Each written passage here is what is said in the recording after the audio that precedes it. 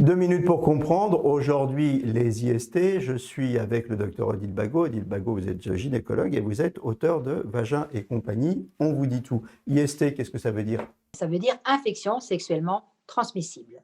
Les IST les plus fréquentes et qu'on va dépister largement, c'est l'infection à Chlamydia trachomatis. On en a d'autres, on a le trichomonas, on a certains mycoplasmes comme Genitalium. On voit ressurgir des infections sexuellement transmissibles comme le gonocoque ou la syphilis.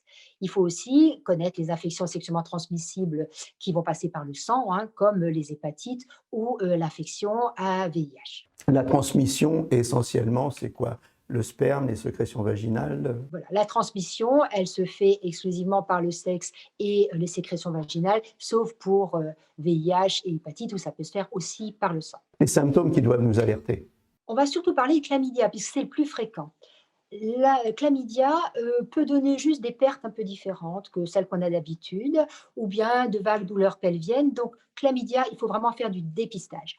Maintenant, on a des infections comme le trichomonas qui va donner des pertes vraiment très colorées, des démangeaisons, ou le gonocoque qui va donner des pertes comme du pus. Là, ce sera sur les signes d'appel qu'on va faire des prélèvements. Mais le moindre doute, dans une situation où on a pris des risques, il faut faire un prélèvement.